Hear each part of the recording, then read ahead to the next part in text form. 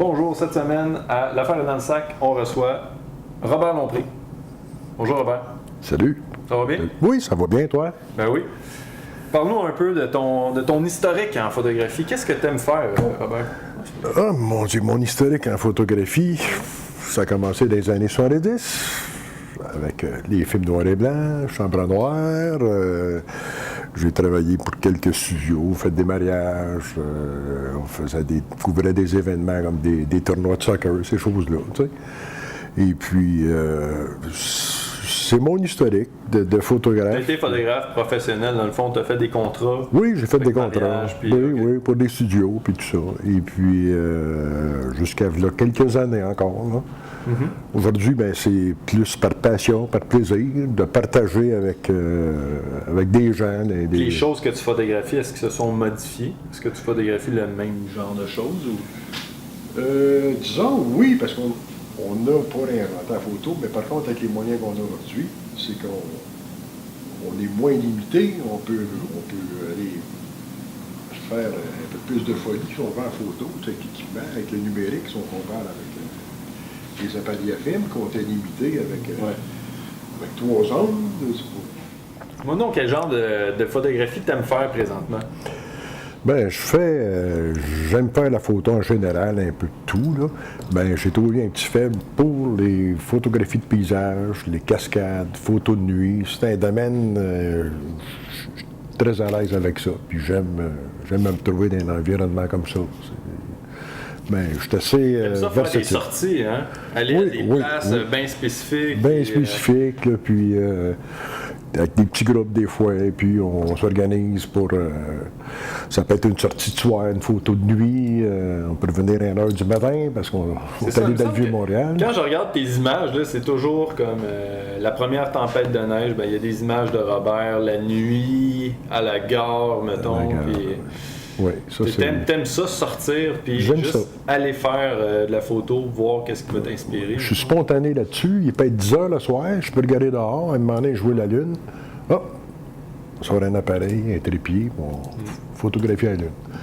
La photographie, pour moi, c'est comme ça. C'est spontané. C'est sûr qu'on a des choses qu'on organise, puis tout ça. Bien, en général, j'ai une idée, je pense, je la fais. On va regarder ce qu'il y a dans ton sac, Robert.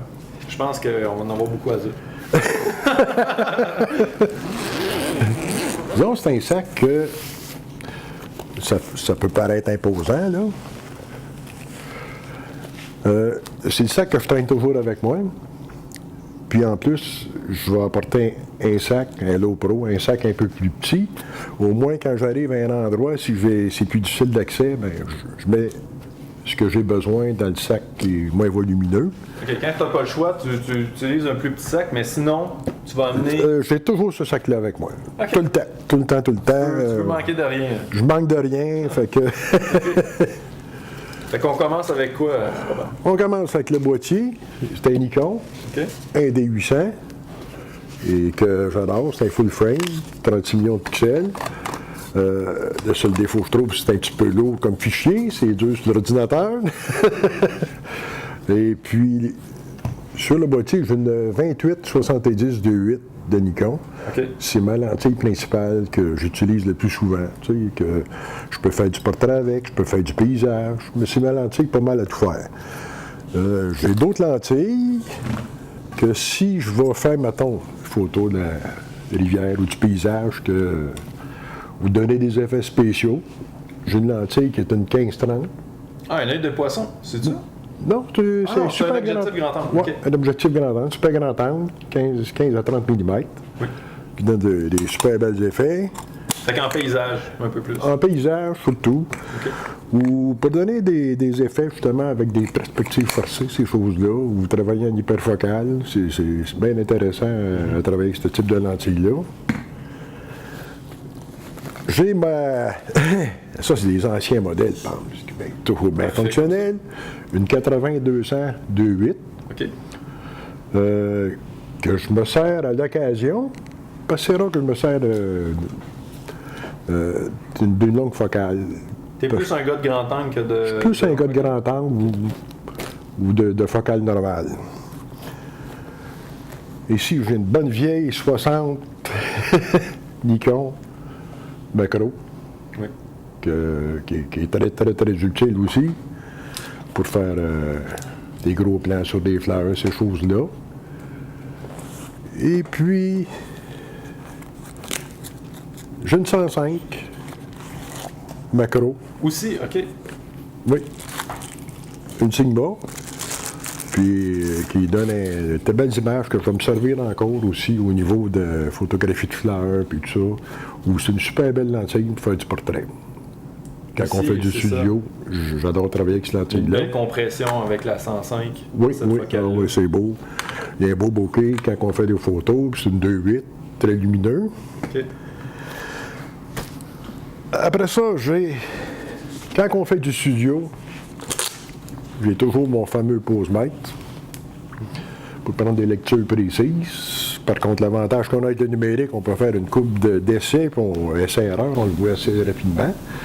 Mais j'ai pris l'habitude de travailler avec ça l'époque où je travaillais au film. Parce que malgré ça, tu aimes quand même utiliser ça? Oui. Malgré le fait que tu es capable d'arriver à quelque chose numériquement? Oui, oui.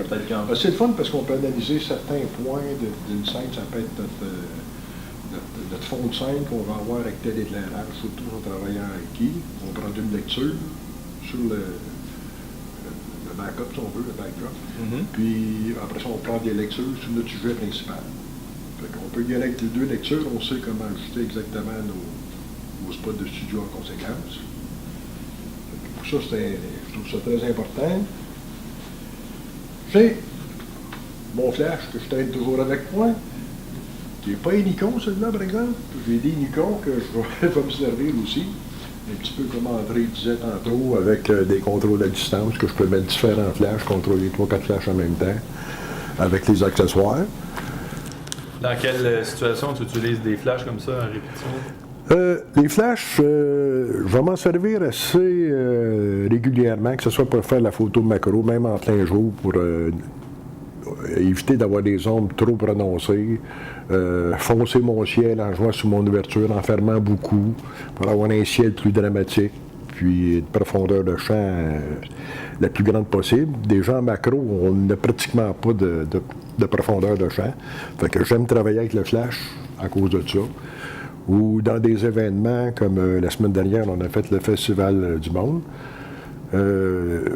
Il pleuvait, fait que les ombres n'étaient pas trop dures, mais quand on arrive dans des journées ensoleillées puis qu'on photographie des gens qui sont à moitié à l'ombre, moitié au soleil, bien, avec le flash, ça nous permet d'avoir une image qui est nette. Ouais. Fait que c'est un point bien important.